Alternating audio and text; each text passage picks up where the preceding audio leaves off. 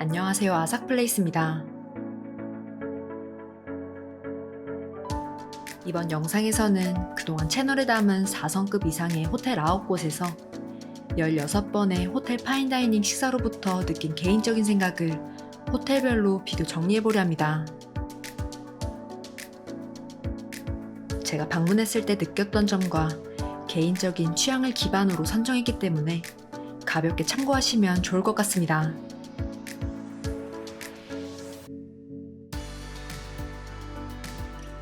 그랜드 하얏트 서울은 호텔 로비에서 계단으로 내려가면 소월로 320이라는 미식 골목길 컨셉의 음식점 4곳을 만나볼 수 있는데요. 이 중 영상에 담았던 스테이크하우스와 태판 모두 미슐랭 더 플레이트에 선정된 레스토랑입니다. 스테이크하우스는 주로 오븐 스테이크를, 태판은 철판 요리를 다룬다는 점이 가장 큰 차이점으로, 먼저 스테이크하우스 같은 경우 좌석 형태가 다양하기 때문에 가족이나 연인, 그리고 기타 모임에서 아늑하고 푸짐한 식사를 원한다면 추천합니다.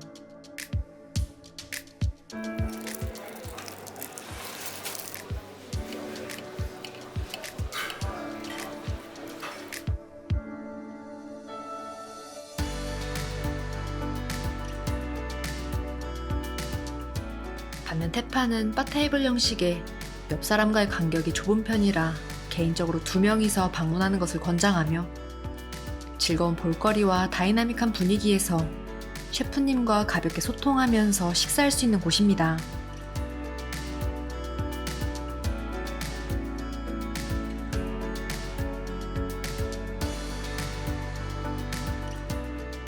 호텔이 남산에 위치한 만큼 좌석만 미리 잘 선정해두면 정말 좋은 뷰에서 식사할 수 있다는 공통점이 있기 때문에 여유있게 예약 후 방문을 추천드립니다.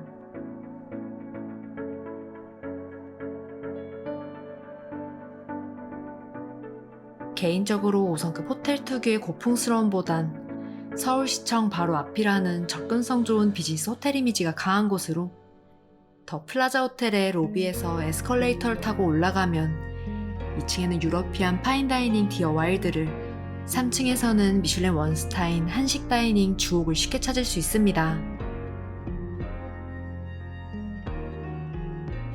첫 번째로 디어 와일드는 홀이 상대적으로 아담하면서도 차분한 분위기에 태판과 일반 코스가 구분되는 것이 특징인데요. 특히 태판 코스는 일행 수에 맞춰서 안쪽에 태판 전용 룸을 단독으로 사용이 가능하기 때문에 그랜드 하얏트 서울의 태판보다 좀 더 프라이빗하게 철판 코스 요리를 맛볼 수 있는 메리트가 있었고, 보다 신선한 재료로 조리된 가장 핫한 상태의 음식을 경험할 수 있었습니다.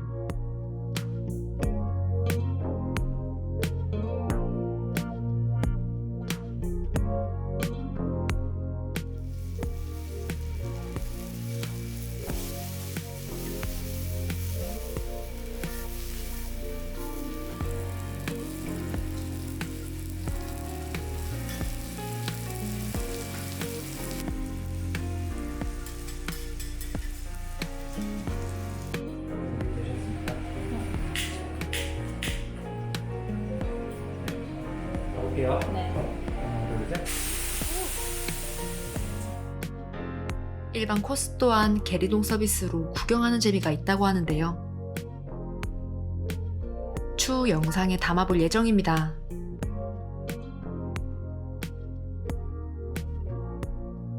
한층 위로 올라왔을 뿐인데 주옥은 큰 통유리로 쾌적한 분위기에 직접 담근 여러가지 식초와 장들을 사용함으로써 음식의 간이 자극적이지 않았던 게 인상적인 곳으로, 시청광장이 훤히 내려다 보이는 룸 같은 경우 반개방형인 만큼 답답함은 없었습니다.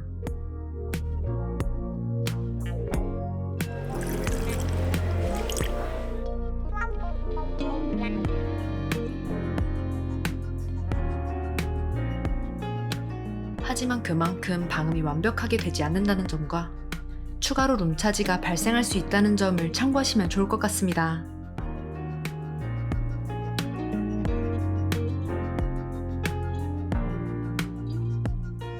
단아한 플레이팅과 격식 있는 서비스로 각종 포멀한 모임이라든지 부모님과의 식사 장소로 추천하는 곳입니다.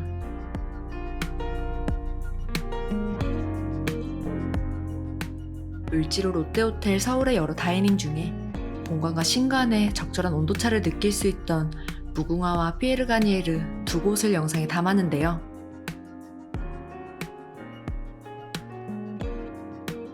우선 본관에 위치한 무궁화에서는 국내 특급 호텔 중 최장수 한식당 특유의 올드함이 묻어있던 인테리어가 가장 기억에 남습니다. 그만큼 제가 방문했을 땐 연령층 또한 비교적 높은 편이었고, 든든하게 한상을 비워냈던 청알 비빔밥을 중심으로 정갈하면서도 고전적인 한국의 맛을 느낄 수 있었습니다.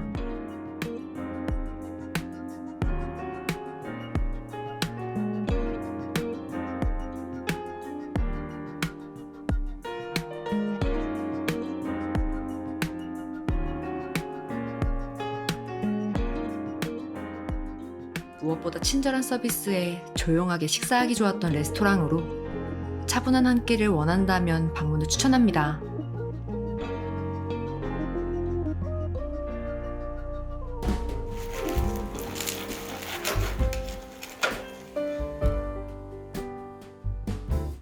개인적으로 연말이 되면 가장 먼저 피에르 가니에르에서 먹은 프랑스 정찬이 떠오르는데요. 화이트 기물들의 우아한 테이블 세팅이 특별한 날 기분 내기 좋은 아우라를 뿜어냅니다.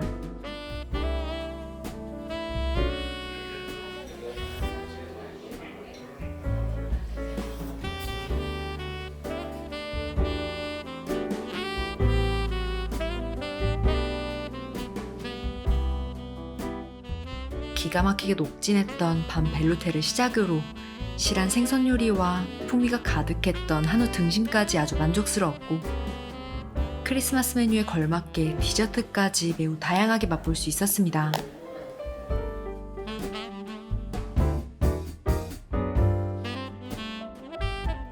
게다가 화려한 로코코 양식이 떠오르는 피에르 가니에르의 인테리어는 룸마다 컨셉 또한 다르다고 하니 보다 호화로운 분위기에서 컨셉추얼한 식사를 원할 때 후보로 정해두면 좋을 것 같습니다.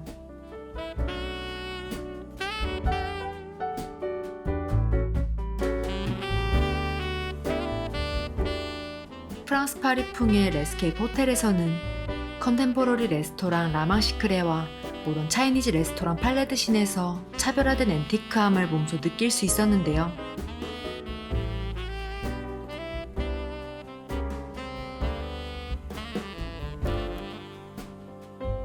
라망시크레 같은 경우 벽면의 사진만큼이나 강렬한 레드와 벨벳 소재를 적절히 활용해서 은밀한 분위기를 물씬 풍겼던 곳으로 자연스레 와인 한 잔을 곁들이고 싶게 만드는 독특한 형태의 와인잔이 시선을 이끕니다.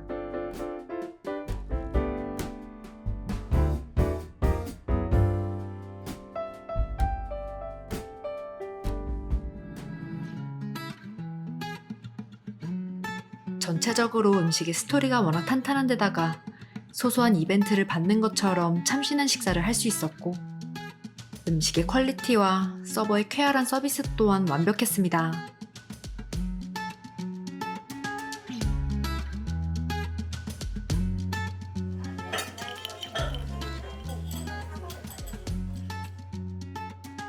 다만 레스토랑의 컨셉이 취향에 따라 투머치하다고 느낄 수 있기 때문에 취향이 맞을 경우 기념일을 맞이해서 연인과 방문하거나 사진 찍는 것을 좋아하는 친구들끼리 호캉스와 함께 시간을 보낸다면 더욱 재미있을 것 같다는 생각이 들었습니다.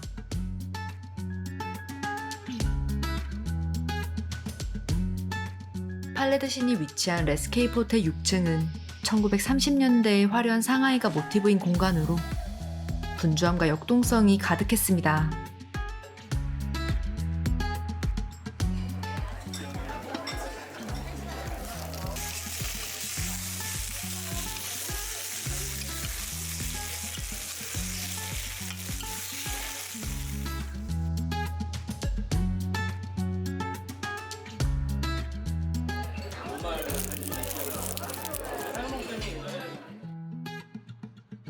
제가 영상에 담았던 딤섬 코스 메뉴는 선택의 폭이 넓었던 대신 대부분을 일행과 쉐어해서 먹는 시스템이었는데요. 다른 중식당에서도 이런 방식으로 식사하는 경우가 여럿 있었지만 개인적으로 팔레드시는 서빙 방식이나 서비스 측면에서 파인다이닝보다는 패밀리 레스토랑에 가깝다는 생각이 들었습니다. 무난하게 여러 딤섬 요리를 맛보기 좋았던 곳으로 북경오리는 사전 예약 시에만 주문이 가능하며 귀빈을 대접하는 장소보다는 캐주얼한 중식당인 것을 미리 알고 방문하는 것을 권장합니다.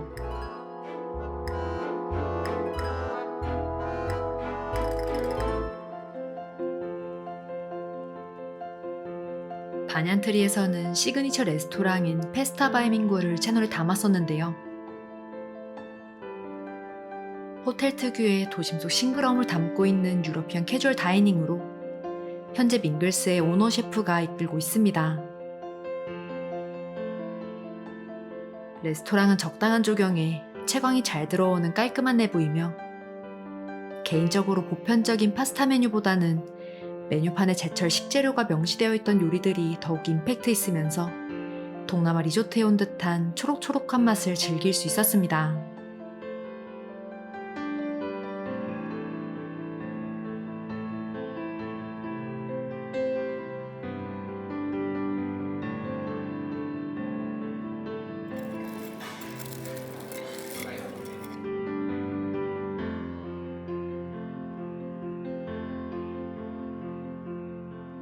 돌잔치를 비롯한 각종 행사가 빈번하게 진행되는 곳으로 이용할 때 참고하시면 좋을 것 같습니다.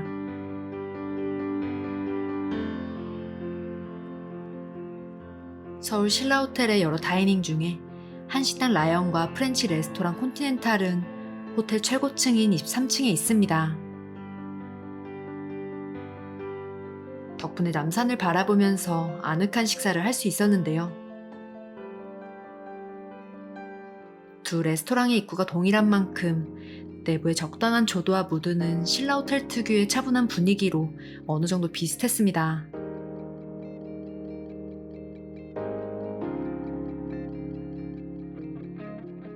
라이언의 기품 있는 그릇과 정갈한 한식은 말할 것도 없고 중독적인 주전부리가 항상 매력적인 곳이었습니다.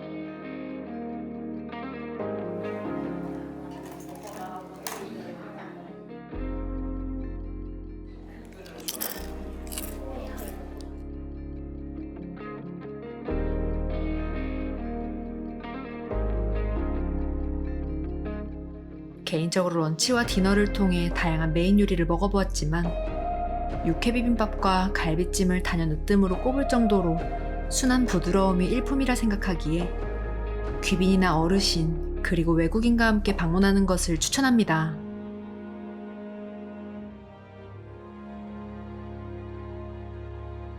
콘티넨탈은 무엇보다 담당 서버분의 정중함이 기억에 남는 곳으로 개인적으로 서비스 측면에서는 콘티넨탈이 미슐랭 3스타인 라이언보다 더 우수하게 느껴졌습니다.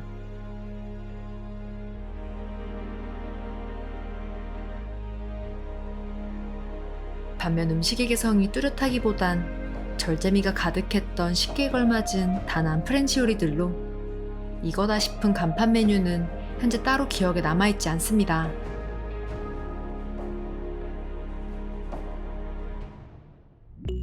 누군가에게 근사한 대접을 해야 하거나 혹은 연인과 조용한 분위기에서 고급스러운 시간을 보내고 싶을 때 강추합니다.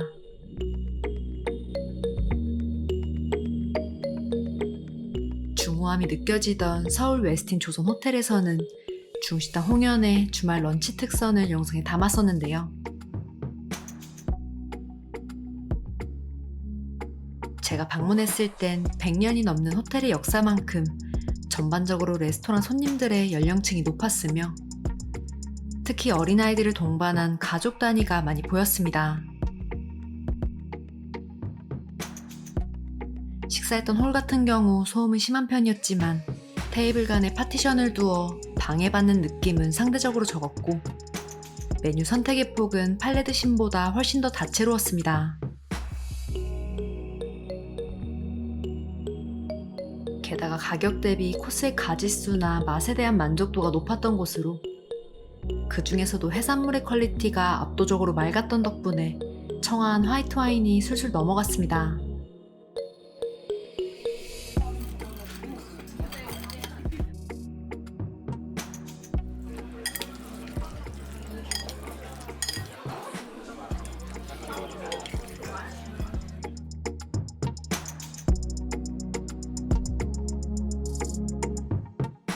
또한 탕후루 비주얼과 흡사했던 탕수육부터 유린기의 독보적인 바삭함까지 맛보는 것을 강력 추천합니다.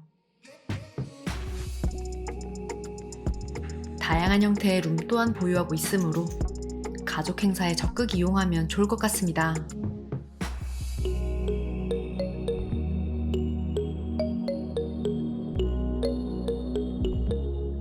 시그니엘 서울의 81층에는 코리안 키진 비체나와 프렌치 레스토랑 스테이가 자리했습니다. 국내 최고층 건물인 롯데월드 타워에서 탁 트인 도심 전경을 바라보며 식사할 수 있는 최적의 조건을 지닌 곳으로, 비체나에서는 광주의 단아한 기물에 담백했던 플레이팅이 인상적이었는데요.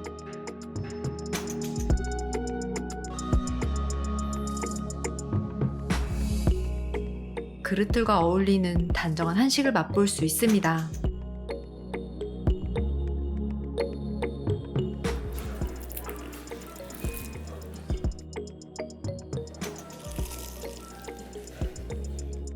개인적으로 새우강정과 생목만두가 기억에 남는 메뉴로, 신라호텔의 라연보다는 전반적으로 음식의 결이 영한 느낌이 들었고, 분위기 또한 높은 층고와 까마득한 풍경 덕에 쾌적함이 더해지면서 한식을 한층 더 캐주얼하게 즐길 수 있었습니다. 워낙 모던한 공간이기 때문에 가릴 것 없이 다양하게 즐길 수 있을 레스토랑으로 방문을 추천합니다.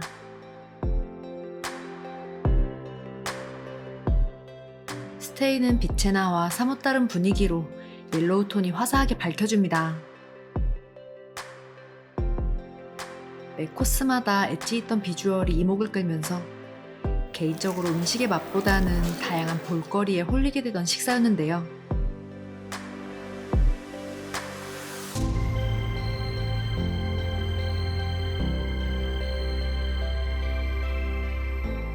특히 홀 중앙에 페이스트리 라이브러리라는 다양한 디저트 공간이 따로 마련되어 있어 파티셔의 퍼포먼스와 함께 코스를 더욱 풍성하게 즐길 수 있었습니다. 서울의 파노라믹한 스카이라인에 압도되는 장소로 전망 좋은 창가 자리나 화사한 페이스트리 라이브러리 앞쪽 자리를 권장하며, 분위기로 누군가를 한 방 날려주고 싶을 때 모범 답안이 될 수 있을 것 같습니다.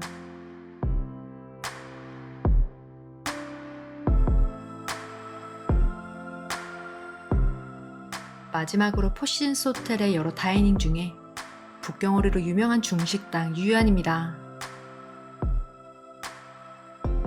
이곳에서는 호텔의 모던함과 매칭되는 대리석 마감으로 1920년대 상하이 낭만을 보다 럭셔리하게 만나볼 수 있습니다. 개인적으로 중식당의 화려함을 보편적인 레드가 아니라 옥색을 메인으로 잡음으로써 레스토랑의 아이덴티티를 더 굳건하게 보여줬다고 생각하는데요. 식기류까지 뭐 하나 빠짐없이 고화합니다. 룸 같은 경우 광화문이 내려다 보이던 넓은 유리창 덕분에 답답하지 않게 아늑하게 식사할 수 있었고, 북경오리는 한국인 입맛에 맞는 적절한 텍스처로 카빙 서비스까지 받을 수 있었습니다.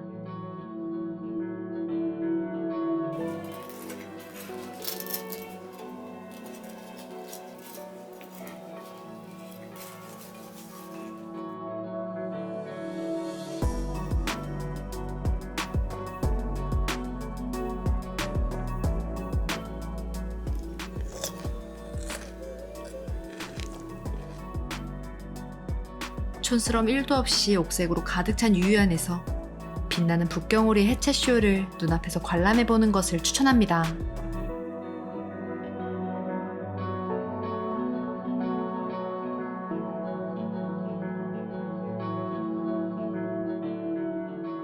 해당 영상에 언급된 호텔 파인다이닝은 모두 2021년 미슐랭에 선정된 레스토랑으로 특별한 날 분위기 좋은 호텔 다이닝을 고려할 때 각기 다른 매력을 반드시 비교해보고 선택한다면 더욱 완벽한 식사 시간을 보낼 수 있을 것 같습니다. 영상은 취향에 따라 개인차가 있을 수 있으니 가볍게 참고 바라며 다음 영상에도 다양한 리뷰가 계속될 테니 구독과 좋아요 부탁드립니다.